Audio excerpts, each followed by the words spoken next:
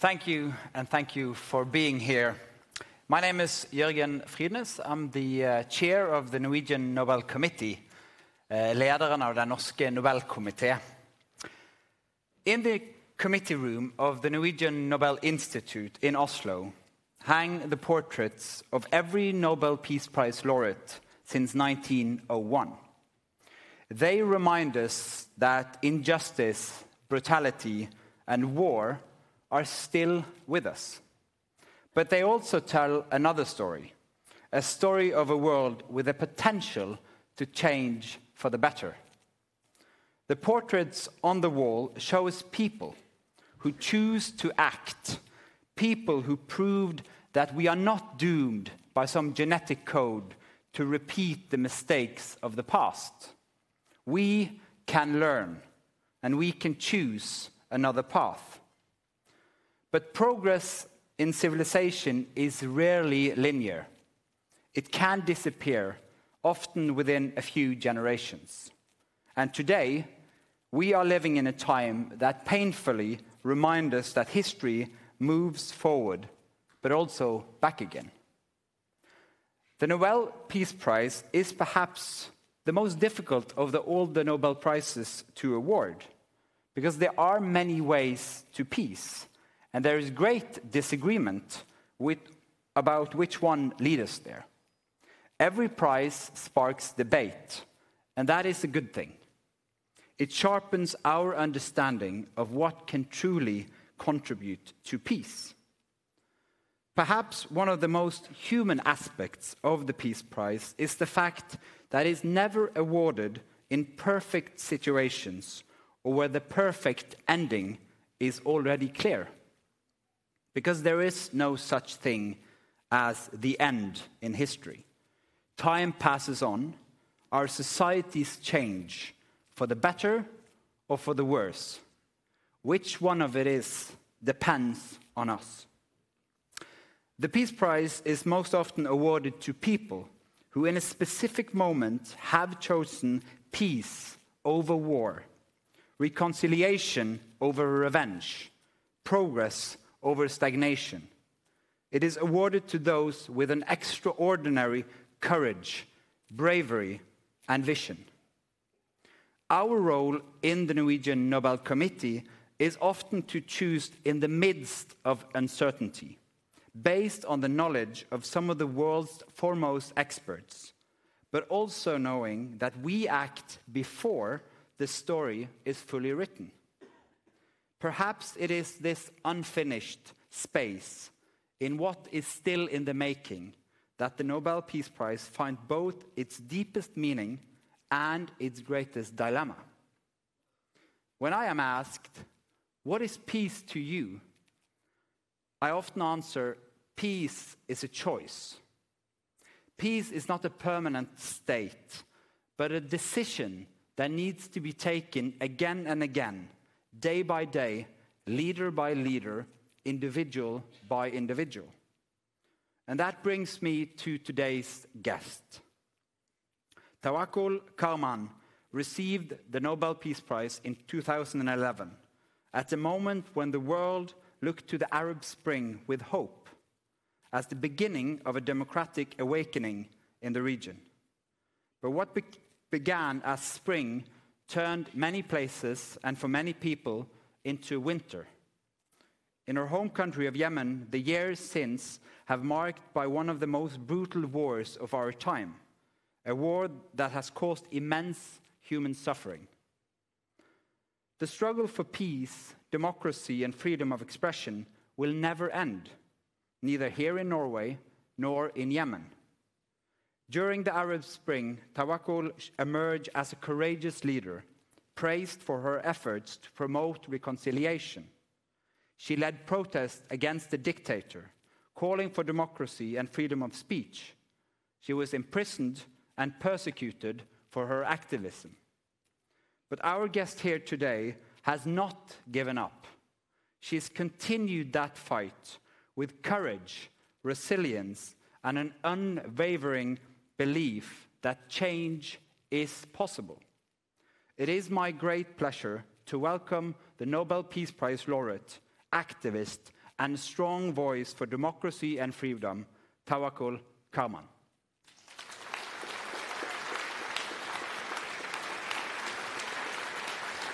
Thank you. Thank you. Thank you. Thank you. Thank you so much. Thank you. What should I do? Yes. Thank you.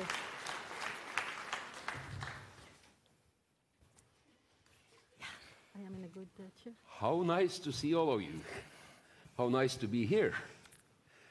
Tawakkol, very, very good to have you here in Arendal today. The three others of us is Yama Wolasmal, Kirsti Mathiesen Hjemdahl, and myself, Kristian Berg Harpviken. Kirsti and myself will be moderating this session, and Yama will be our sparring partner in our conversation with Tawakkol today.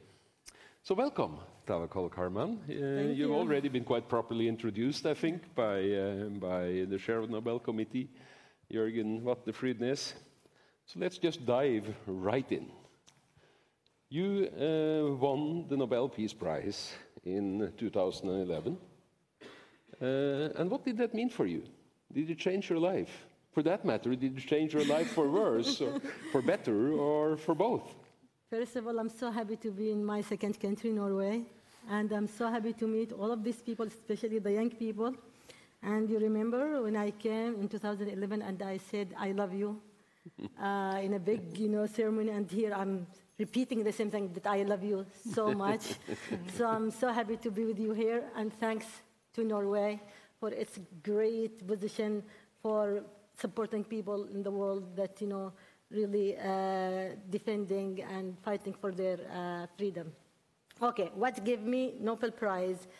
It really gave me a lot. The most important thing, it gave me, what is the international recognition of my struggle as Tawakkol, my struggle as a woman, my struggle as a dreamer against the dictatorship, and the same, our struggle as a people in Yemen, and our struggle as a people in Arab Spring who really, really suffered from tyrannies for decades and still, struggle and sacrifice for their freedom. So this international recognition from a very prestigious prize like Nobel Peace Prize means a lot for all the people, for all women, for all young people, because I was young at that time and I'm still young, so. So that gave us, this recognition everybody really needed. People in the land who fight and sacrifice for their freedom, for their democracy, for their dignity, for great principles. All of us, the international community, the good organization like Nobel Committee and the institution should tell them that you are not alone. And that was the biggest message that was sent to me and to the people like me, that you are not alone. So thank you so much. Thank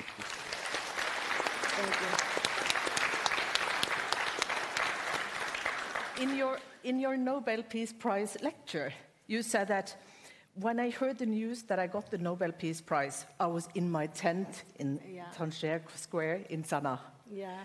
I was one of millions of revolutionary young. Can you take us back to this moment and tell us a little bit, give us a feeling of the Arab Spring from your perspective? Yeah, it is a very big moment. Yes, at that time, and I really remember it, it was in October 7. Not October 7 that you know, but October of winning a Nobel Peace Prize. And in Friday, I was in my tent, and suddenly I saw people, youth, around me, dancing around the tent. They said, Ya salam, huzna Nobel lissalam. Oh my God, peace, peace, we win. Look, they said, we win Nobel Peace Prize. And they said, Ya salam, tawakkul ramz salam. Oh my God, tawakkul is the sign of peace. That was, what happened? They said, Tawakkul, you won Nobel Peace Prize, we won it. And that was a very big moment because at that time, the dictator was really, Dictator Ali Abdullah Saleh, he was really attacking youth and attacking peaceful revolution with all kinds of, of weapons, and all of us as all Yemeni people decided to not revenge and to not reply with his violence, with another violence, while we are able to do that. Yemen country and Yemen society has, people, they have more than 70 million pieces of weapons, and they were able to revenge, they were able to reply, to respond to his violence with, with another violence, but they didn't.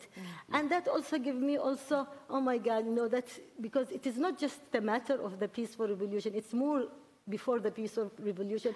Since 2006, when I was alone in the street with very few members of Yemeni people, calling them that let's make change. It wasn't the call for revolution. Yes, I called for revolution in my article since 2006, but people were not, believe on change itself, and it was very hard. Political parties, NGOs, so it was at that time. I not just saw to the revolution, I saw the whole, series of the peaceful movement, convincing Yemeni people that not using violence in front of any kind of violence. And now look what happened. All the world is recognizing us as a civil society, as a people who's, demonstrate, for peacefully. That was a very big moment. And yes, we are in the, at that moment when we won Nobel Peace Prize, that was a very big commitment for us, Yemeni people, that will continue our revolution peacefully. And because of our peaceful method, we forced the dictator to leave the authority, Ali Abdullah Saleh, by our peaceful method. But what happened before, it is another, after that, it is another story of the revenge from the counter-revolution led by three countries in the region, Iran, Saudi Arabia, and Emirates. So that is another story. One of the things you also said in your Nobel Peace Prize lecture in Oslo in 2011 was the following. You said that our revolution was not isolated or cut off from the revolutions of the Arab Spring. And you even noted with some regret that your revolution in Yemen did not get the international understanding, support, or attention of the other revolutions in the region. So, do you think, in hindsight, will more international attention have made a difference to the uprisings in Yemen? Look, you noted some of the negative attention that was undesirable already, but could there have been other types of external intervention or support that would really have made a difference? Look, first of all, the Arab Spring in general, it is a very important moment in the current history of Arab people. It is also, it's made by youth, by young people like you, who carry the dream and who carry the responsibility to make change. They feed up from corruption, from tyrannies, from failure, from everything. So they said that we should carry the responsibility and we should carry the solution. We will not continue to complain what is happening. The government is not good. The situation is not. No, we have to act, and they decided to act now. So Yemen was one of the Arab Spring countries. Egypt, Tunis, Libya, and later Sudan, Algeria, and coming, you will see a lot of other countries, with the really determination from people to make peaceful revolution against the dictator. So yes, Yemen was one of this, package. Before the Arab Spring, there was another, struggle, and the biggest struggle that prepared for this moment. But Arab Spring, as I said, it came for freedom, for justice, for equality, for rule of law, and for democracy. And now people like, the youth people inside Arab countries are still continue the rule on fighting dictatorship, and at the same time in fighting occupation. And here I want to make a big salute for people in Palestine, that they are really suffer from ugly occupation and from ugly genocide. And these people are, really looking for freedom and for justice. So we are all, in Arab region looking for this moment to be free people in our region. Yama Wolasmal, you spent quite a lot of time reporting from the Arab Spring in 2011. Now you work for the NRK, Norwegian broadcast company, Middle East correspondent based in Beirut. which also means that you are quite busy these days. And we are very grateful that you took the time to come here and be a part of this talk. My pleasure. But back then, in 2011, you actually worked for the Chinese state channel CCTV England. And I think you must have one of the most effective TV journalists, so with over more than 600 TV covers for a year, working around the clock, covering the Arab Spring from Egypt and Libya. Can you take us back to your experiences from this time? Sure. I was fortunate enough to be able to cover this historic event of the Arab Spring, where you had dictatorships in the Middle East that were brought down by the people. A lot of the people in the audience are young. I know they're well informed, but just to bring you guys on board, so the Arab Spring was an uprising by the people against brutal dictatorships, which had in common that one family, one man, had been running these countries for decades. Okay? Their word was the law. There was nothing called free speech, for example, in these countries. You could not speak your mind. You could not say what you mean. Okay? You could not criticize the people in power. Even at dinner tables, people feared talking about politics with their own family and friends around the table. These were police states that were watching you every second of the day. So even if you talk to a friend at a restaurant about politics, somebody at the restaurant might hear you, and they will call to the secret police that this guy was criticizing the president over something, and you'd be damn sure that that night somebody would knock on your door from the secret police, they would arrest you, and your family would not know where they took you. If you come back after a week, 2 weeks, 2 months, 3 years, nobody knows. There was no trial. This was the reality in most of these countries. And then you experience being on the ground where people, without weapons, bring down these dictatorships. That's an experience. I mean, I get the goosebumps talking about it. When I was in Benghazi, which is the second largest city in Libya, where people rose up against the leader in Libya, Colonel Gaddafi, he had been running the country for 42 years.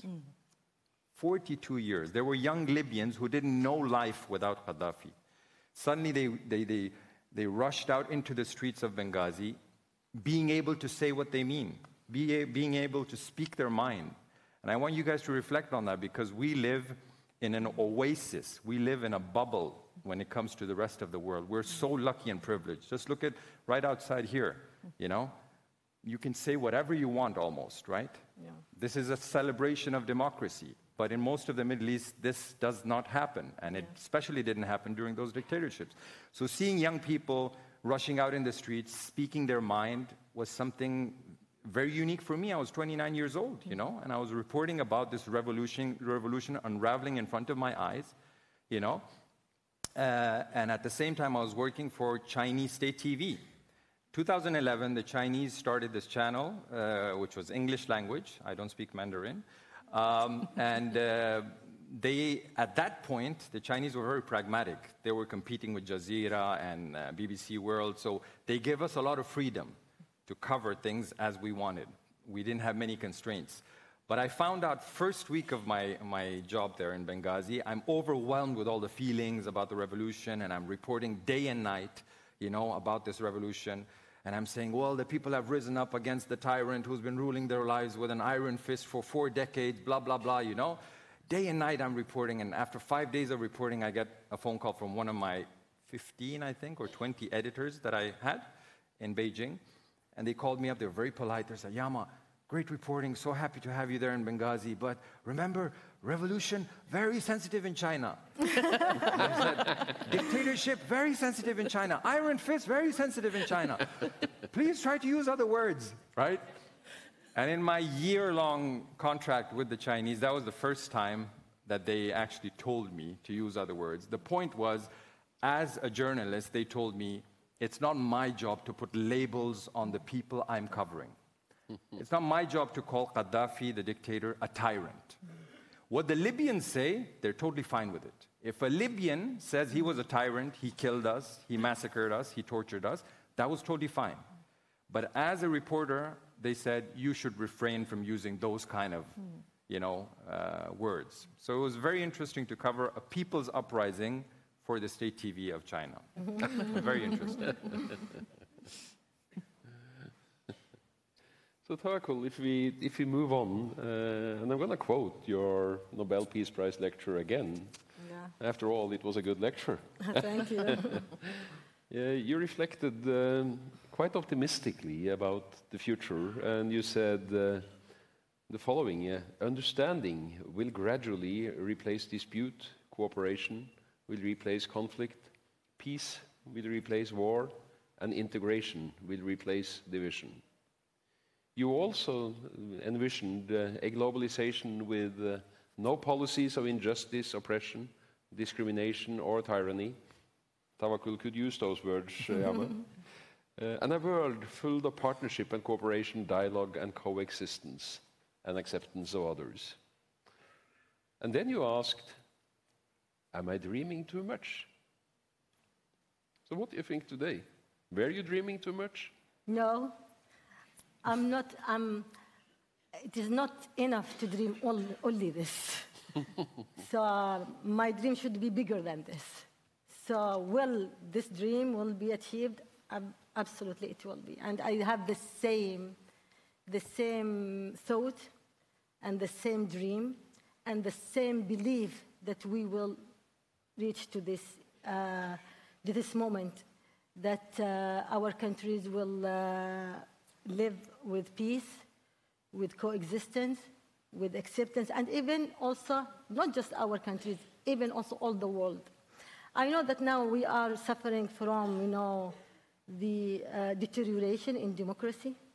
I know that we are suffering from hatred that is increasing every day, racism also that is increasing every day. But at the same time, as I was believing in the young people, in 2011, I have the same believing in the young people these days. And this gives me a lot of energy, a lot of optimism. I will give you a story. When I was in Yemen, when I started the revolution, the dictator called me that she's crazy woman. She's a woman, and she's crazy. And don't listen to her. You are a conservative society, and you don't listen to women, so don't listen to her. So, he waged a lot of rumors against me inside his newspapers, his channels, etc. He tried to call me. He put me in the prison, etc., etc. And my dad, he raised me a lot. He raised me in a very good way from the childhood, and always he raised me to be a brave woman, to be courageous, to be equal, to don't wait from anything from anybody. And when I became young and started my articles against the dictator, and he said, Tawakkul, no, don't do that. And when I started my revolution, he also, Tawakkul, no, don't do that. And this is what you raised me. So this is what you learned me from childhood. So you will not be able to stop me. And then he said, okay, I am with you. So at that time, when I was in this battle against the freedom, I make alliance with the students, especially the students of the universities, going to the universities, calling people in the universities to be in the battle against the dictator. Also, people doesn't believe in me, especially the political parties, the opponent political parties, and etc. And when Ali Abdullah Saleh took me to the prison, after they released me, one of my friends, he's from European Union, he visited me to my organization and told me, Tawakkul, you will die alone. Nobody will be with you. Nobody will be with you. I told him that I see millions of people will go to the street, will chant the same chant that I'm chanting, will raise the same flag and the same flowers. And at that time, I was alone with just few numbers of students, few numbers, and that is exactly what is happening. One day, the streets of Yemen was full with million people, and most of them are young people. And the same thing that what I'm seeing now with young people like you here. They told me that you are from 18 to 20 years old. You know that you are the leader of the future. And you should work to be the leader of now if we really want to change the world. If you want really to change the world. And I have a very belief that in this generation doesn't have the same problems that all generation has. They have vision for peace. They have vision for equality. They have vision for stopping the climate change, for destroying our earth. They have vision, so they are the leader. How do you ask me, I have the same dream? No, this is the fact that this generation will lead our world to be the best world. But the only thing, the only challenge that every one of you should say that I am the one who will create that change. The same thing when I did before, I was alone, and they attacked me as a woman. I am the one. This dictator will leave the authority, and he left the authority. And the same thing now, I did it. Really, I did it. I am so proud. I'm so proud that I did it while she's just a woman. Don't follow her. She's a crazy woman. And everything that you think that they can talk about me, they talked about me, and they attacked me, and I never give up. So the same thing with you here, people in the Norway. And I started my answer that thanks to Norway, with its very important position for the people around the world who really want freedom and really want justice and really want empathy. And the position of Norway on recognizing Palestine is one of it's very important thing that we should thank Norway for. And people here, youth people, should carry this flag to make our world better, to make peace, and to be the leader of your country, to participate in the elections, to participate in organizations, to be the vocal voices of people around the world who suffer from injustice, and to don't listen to fake news or other things that, attacking the humanity and attacking the dream of people to have freedom and justice. And this is what is happening, unfortunately, that portrayed those people who look for freedom and justice and democracy as insane people or as terrorism or people who doesn't, has a real dream or has some dream that can be implemented. Thank you. Thank you.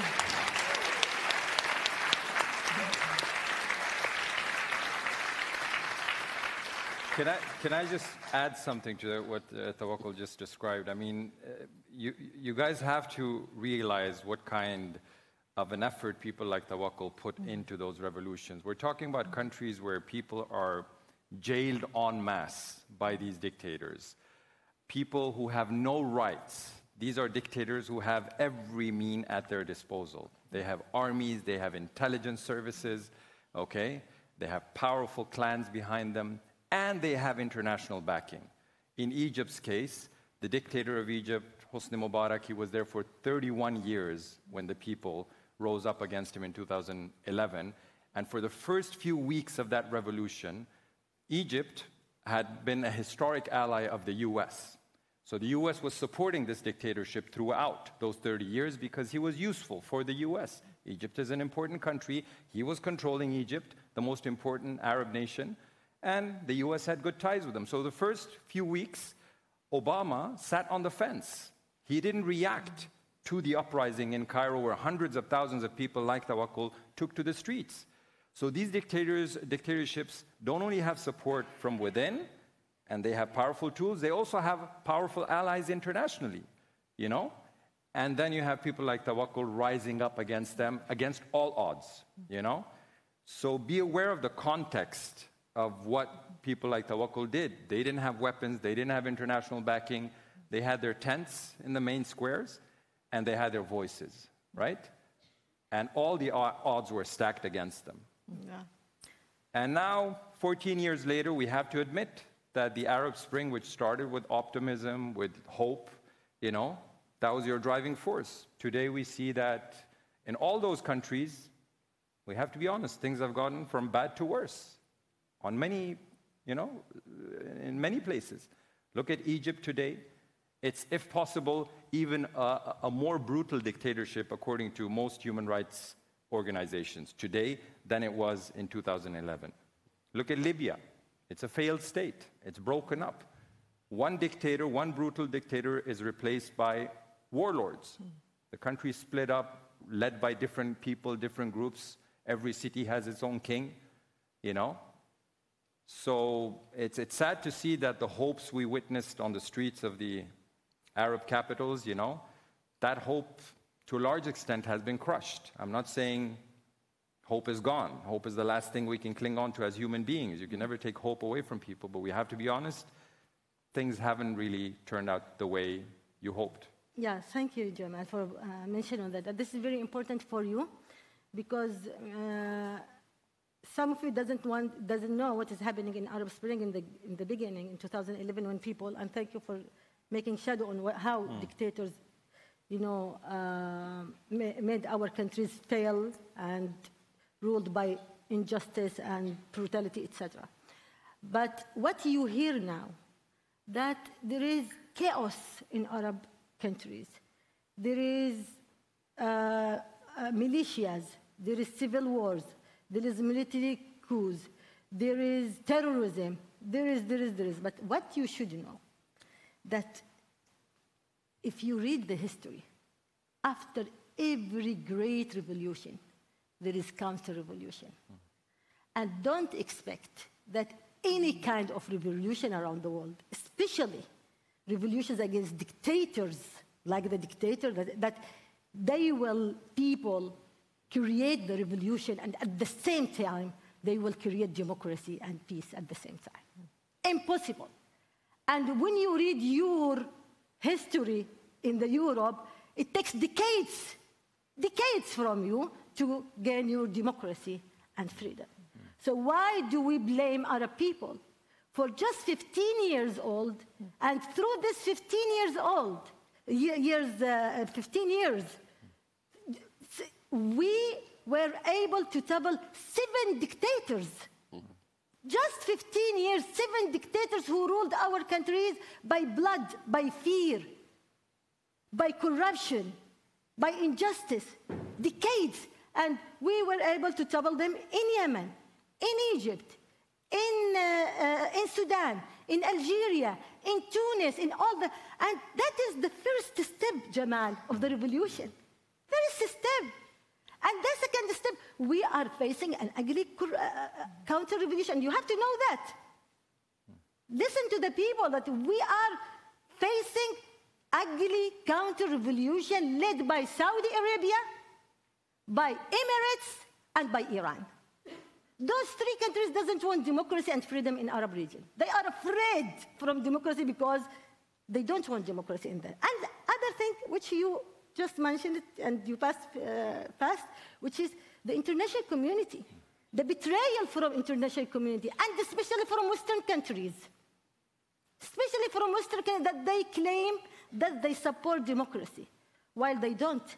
They made alliance with the dictators before, and with the counter-revolution dictators after. And they think that their interest is with the dictators. They think that we Arab people doesn't deserve democracy. And they couldn't lead democracy. People, they have to be ruled by tyrannies, and at that time we will guarantee our interests. I'm not talking about countries like Norway. I'm talking about America, for example. Britain, for example. They betrayed Arab Spring, and they betrayed their principles of supporting democracy or supporting human rights. So what we are now fighting, it is not just counter-revolution, it is the complicity of the international community, and especially Western countries. No, we will not talk about Russia and China. They are already, authoritarian regimes. They are already supporting, supporting the dictators. I'm talking about countries who really say that we are with democracy, while they support the military coup in Egypt. Why are they silent on what is happening in Sudan with the civil war in Sudan? And they are silenced on what is happening, supporting of Emirates, with the militia, the rapid force, And it's a long story. But you as a youth, you have to know the fact.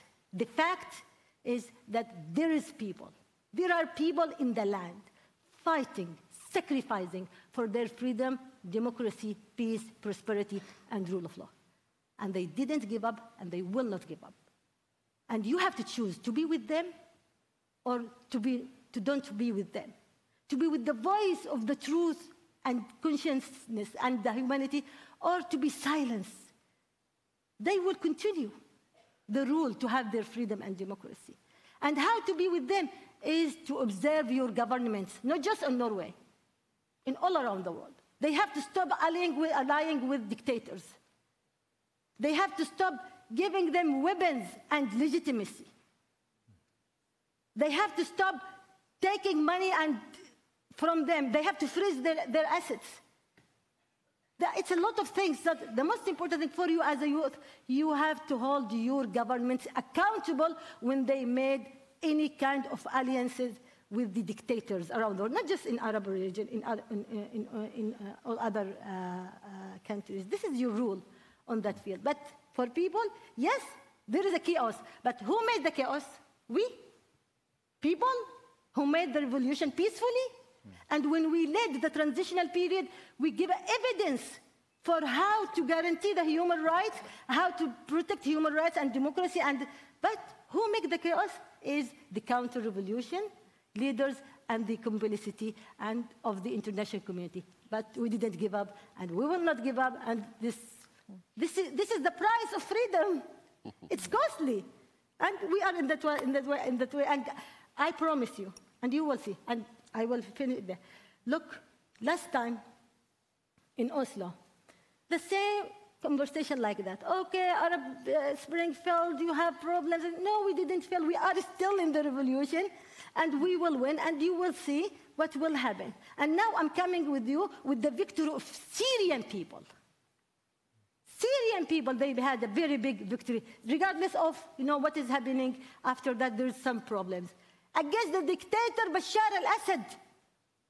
The international community, the Western countries, the people started to lose all their, optimism, any vision to that. But people in Syria did it against the worst dictator in the world. And they are continue to build their countries.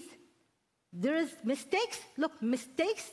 We shouldn't blame people and stop the revolutions and because the mistakes, telling them how to do. But there is evidence. The same thing in 2019. People in Sudan made revolution, in Algeria made revolution, and people continue. The revolution will continue in Arab Spring under every dictator leave the authority and until we reach to the freedom and democracy. I promise. I promise. And the next time you will see how there is progress in this field.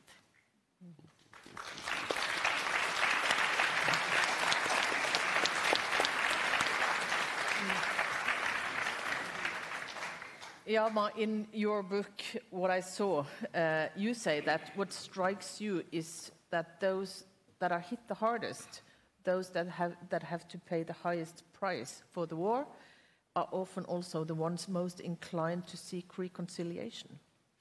How come? I said that in the context of the Gaza-Israel war.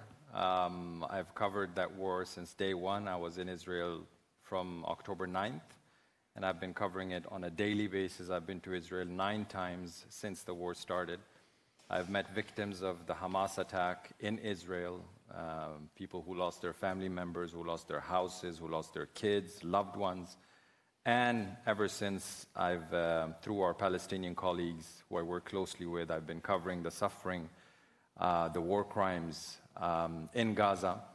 And I've met people on both sides, and often what I'm trying to say with this sentence is that the people who have paid the highest price, in my experience, the ones I've met, you would expect them to seek revenge, to wanting, revenge.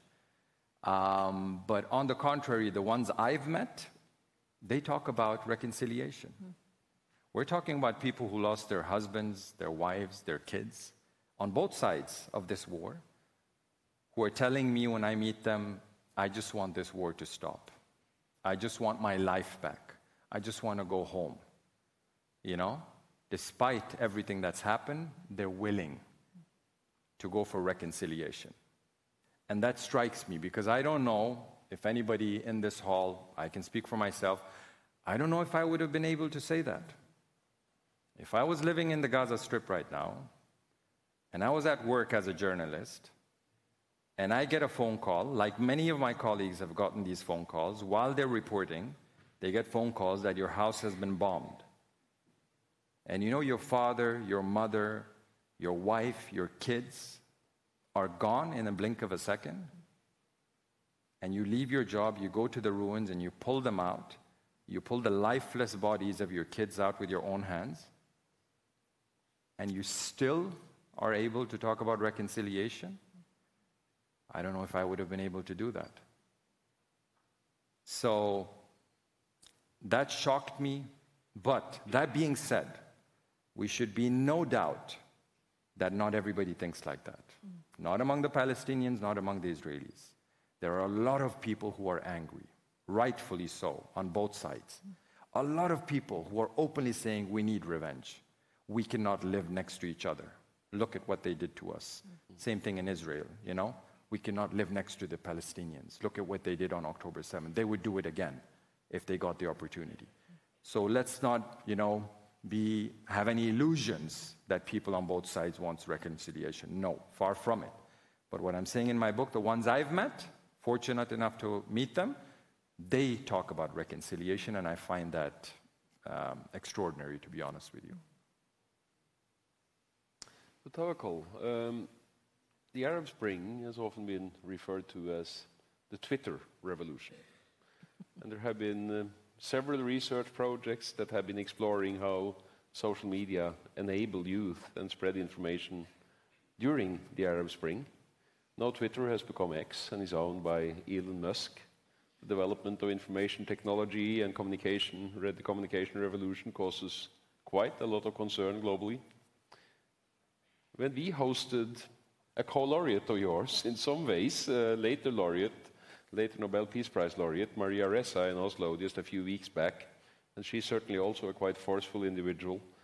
She was talking about the expanding influence of social media, artificial intelligence, surveillance linked to the loss of privacy, and the undermining of truth. And she said, now it is act or die. Are you equally concerned? Of course I'm concerned. I'm concerned not because of this only. I'm concerned about the relationship between the authoritarian regimes, or regimes in general, with those platforms that increase, you know, the attacking the privacy and make more censorship. Sorry for my English, censorship on the people. And also controlling the voice of people and controlling the expression rights. So unfortunately, this big tech organizations or companies, now they didn't really put the voice of people to be the priority. Now they are thinking and putting their policies how to satisfy the governments. And that is one of the most challenges that we face. And for me, as you know, I am now member of the oversight board, which is, you know, we are trying to put Facebook and Meta accountable in this regard. So yes, it's very, very, very big challenge for us in the social media, for us in AI, you know, technology in general. But the question, especially for the young people, will you be afraid? For Maria Reza, I agree with her totally. But there was some conversation between me and her, and said, let's encourage people, young people, to use these platforms in a good way. They shouldn't leave it good because they have to know how to escape from surveillance, how to make more privacy, how to be skeptical from the misinformation and disinformation. You have to be that. And you should use these platforms for helping people, for supporting people, and for encouraging and empowering your voice. This is your tool. This is your nuclear weapons. You should use it in a very good way. We can't escape from it, and we can't just keep criticizing it. We should organize our time, and at the same time, make it as our new platform, our new change square, our new freedom square for the people, and by your voice. So it's very big challenging, and in Arab Spring, that was our tool, really, for calling people for demonstration, for calling people for organizing, making some meeting inside groups, etc. But now, the authoritarian regimes, they know how to use it. And they create fake accounts, they create electronic campaigns, we call it in Arab region fly electronic campaigns, and they attack the accounts by reports, by rumors, by misinformation, but at the end, as people in the land that we said we will demonstrate, we will not give up, you shouldn't give up from this technology. You have to organize yourself very well while using it very well, and by being skeptical, and at the same time make it as your weapons for helping people around the world. So Yama, these same developments, how does it affect your work as a journalist? Listen, as a correspondent, as a journalist covering one of the worst wars we've seen in recent history, I'm talking about the Gaza war, there are powerful forces that are doing everything they can to stop us from reporting about the suffering there. Israel, along with Egypt, has imposed a ban on all international journalists from entering the Gaza Strip. No international journalists are allowed to report freely from this carnage, okay? That's our reality. I'm in my balcony in Beirut, or I'm at best in Tel Aviv to cover the suffering in Gaza. From Tel Aviv, Gaza is 1 hour away.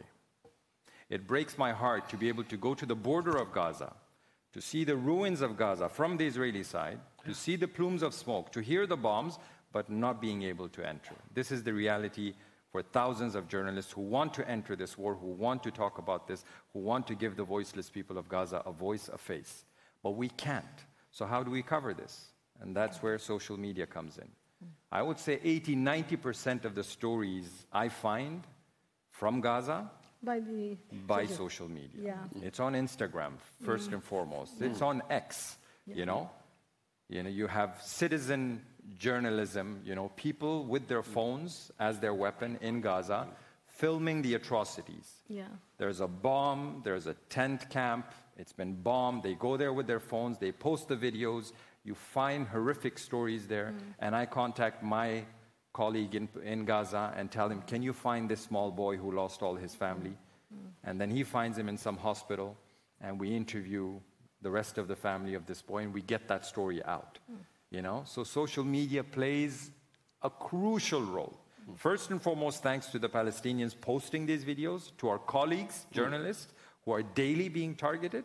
This is what's happening. We are being kept out, and the ones working there, the ones who are our eyes and ears, all the pictures you see from Gaza are thanks to Palestinian journalists. And Israel is targeting them every single day, and they're doing it openly. This is not activism.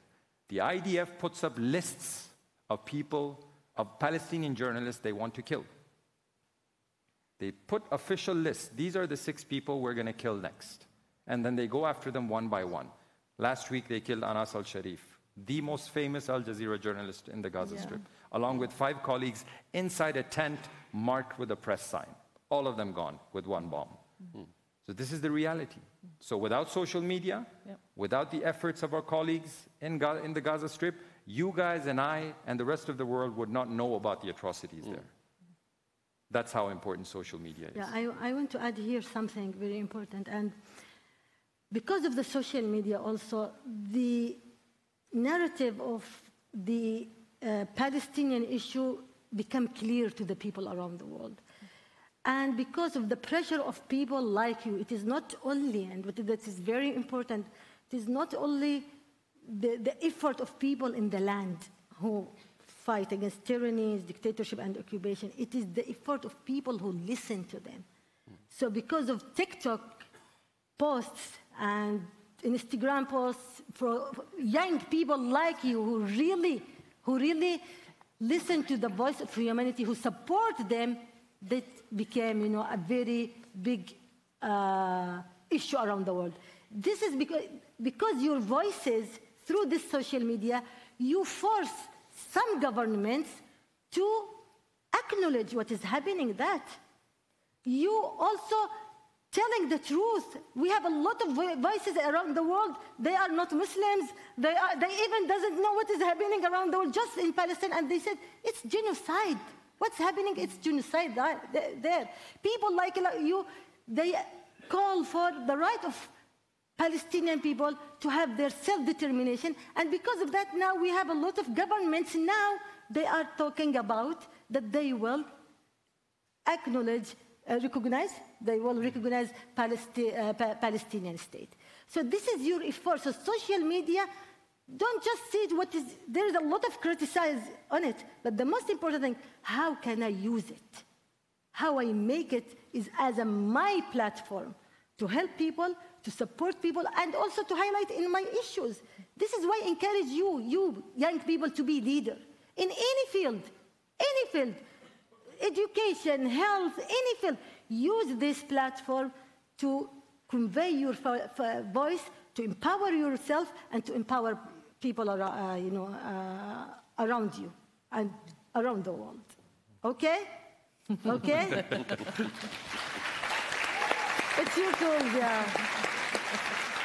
And learn a lot about AI. Learn about AI. This is our, future. So you have to know a lot about it. And as I always said, those people are the leaders. If you don't prepare yourself to be the leader of your country, of your party, this world will collapse. If you prepare yourself to be the leader, you will save the humanity. Remember this. No pressure, guys, no pressure. Remember this. Yeah. Don't let anyone act on your behalf. You have to be the leader and on the front line. Tawakkol, it's almost like you're repeating your father's word to you. He was teaching you from an early age on to the importance of taking initiatives, not waiting for the change, but making it yourself. Although, as you mentioned, that he didn't quite realize that you were going, or saw that you were going to be a revolutionist. Maybe he didn't see you as a Nobel Peace Prize laureate either. But one initiative you took as a laureate, and as an outcome, maybe, of the Nobel Peace Prize, was to found a foundation, your own foundation. Yeah. Can you tell us about what do you want to achieve with that? Jamal asked me when we were in backstage, Tawakkol, where do you live? I said, I live everywhere, but I am between 3 countries, Boston, Istanbul, and Doha. And he said, okay, not Yemen. I said, no, don't say that again, because I am in Yemen. And this is literally what is happening. Yes, I am here, but talking to you, and this is my power, this is my weapons. I took Nobel Peace Prize as my new weapons, to tell the people around the world what is the truth, to tell the people around the world what is the dream of people in my country and around the world for the freedom, and to make them, to gather them, to awaken them, to be with us. So it's my weapons as Nobel Peace Prize. So that is my strongest weapons, that I empowering my voice and use it everywhere. And the second thing, when Houthi militia in 2014, the first thing that occupied Sana'a, capital Sana'a, and they occupied my house and my office. And still they're occupying it until now. So they thought that I am in Yemen, and they put my name in the blacklist, that she will not be able to leave Yemen. At that time, I was in Japan South Korea. And I said, hey, I'm outside. You will not be able to, to shoot my voice down.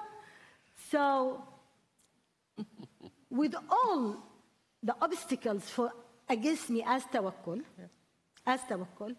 in Yemen, that is, I am against Houthi militia, and I'm against, which is backed by Iran. I am against Saudi Arabia, and I am against Emirates, and I am against all the dictators, Sisi, Qais bin Ali, Sisi of Masr, and Qais bin Ali of Turkey, etc., etc. So with all that obstacles, I'm still working. Yeah. I'm still working. And through your through my foundation, through my foundation, Tawakkul Karman Foundation, which is I established it after having the prize. And with all the obstacles inside Yemen, I'm still working.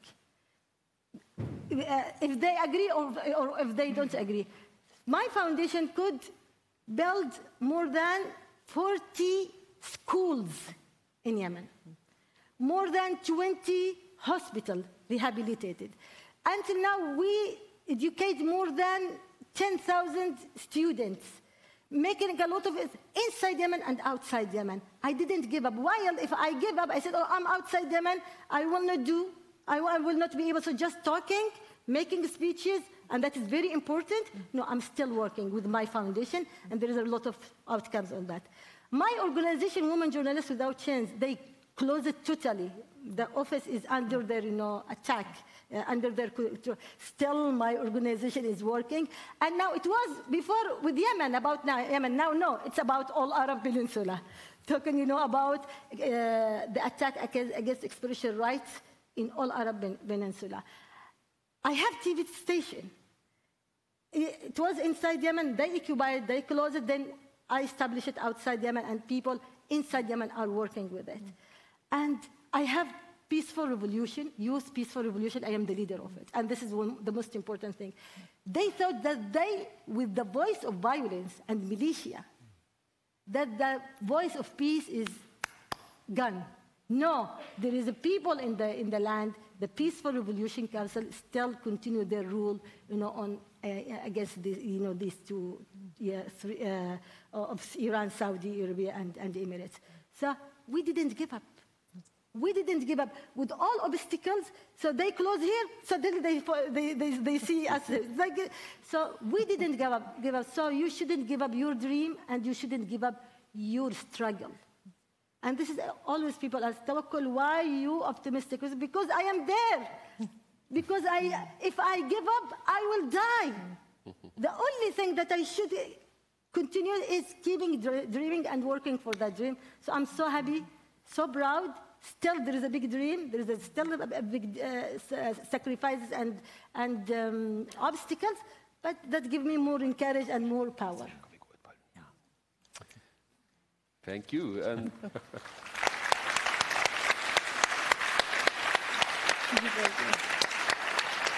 Tawakkul, I had the privilege of having a phone conference with your 4-year-old son this morning, and I think you'll live to regret the words of your father. You'll see that you fostered another true revolutionary yourself. So the heritage lives on. Yeah. Yama, you're actually on record. You wrote a book, and in the book you present your grades from high school. Or lack of grades. Or lack of grades. I think you even used the word when we spoke backstage that you flunked high school. And of course, we had such a high note here with optimism and everything. But and he brings up the fact that I'm a high school dropout. You brought it up. I would never have brought it up. I wrote it somewhere in my book. Yeah. But the point is, you are doing fairly well now in terms of career. You're working on hard topics, and that takes a toll. But from being somebody who flunked high school, you've certainly progressed to, I think, what many people would say is by far the best journalist in the Norwegian media. Thank you so much. And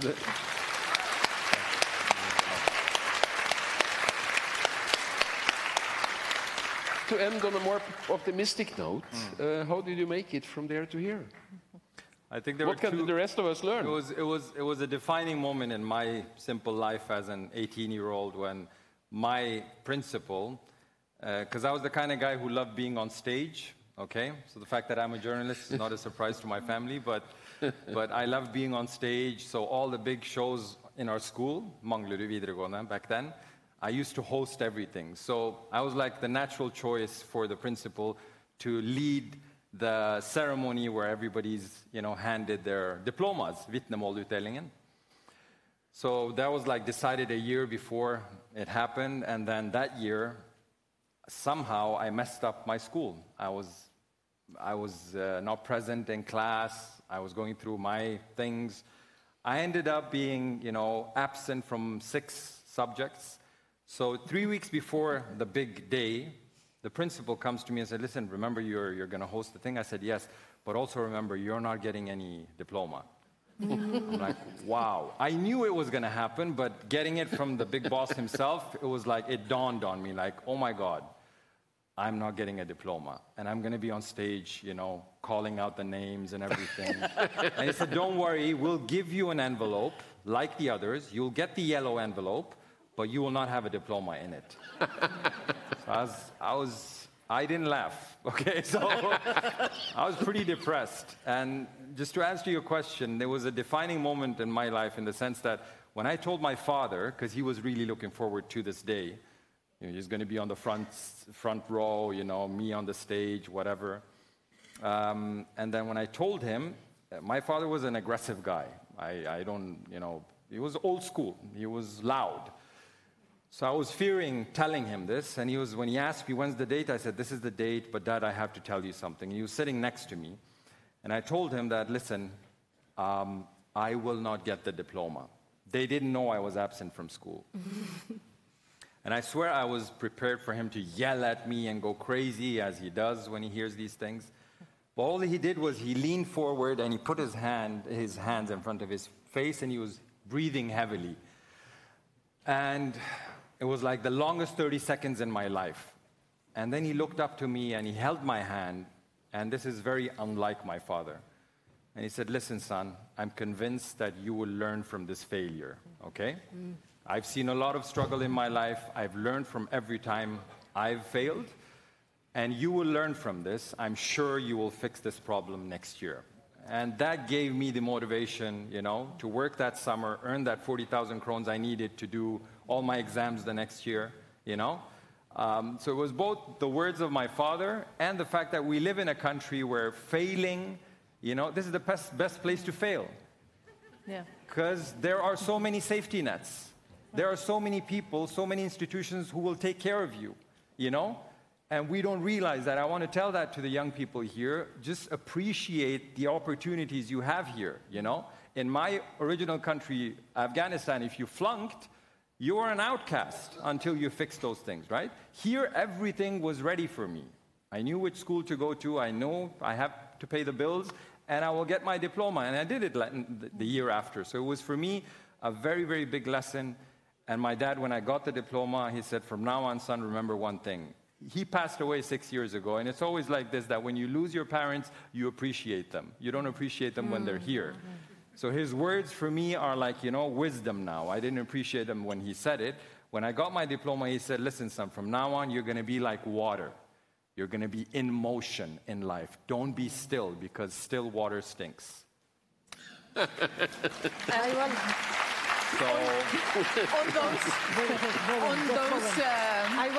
will end with just poem, very important poem that we Arab people always repeated, and it was our slogan in Arab Spring. It says إذا الشعب يوما أراد الحياة فلا بد أن يستجيب القدر ولا بد لليل أن ينجلي ولا بد للقيد أن ينكسر. The translation, maybe, if the people want to live, إذا الشعب يوما أراد الحياة فلا بد أن يستجيب القدر, the universal will respond in a positive way. ولا بد لليل أن ينجلي, the darkness will go. ولا بد للقيد أن ينكسر, and the chains will broken. Thank you so much.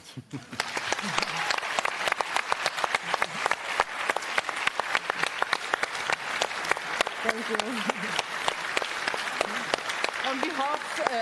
On behalf of the Programkomité of Arendalsuka, I would like to thank you so much for joining us, Tawakkul Karman and Yama Wolasmal. My pleasure.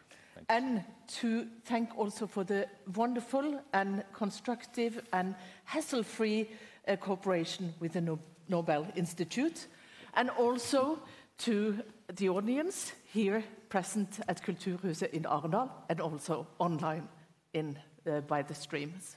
So thank you. Thank you. Thank you. Thank you. Thank you.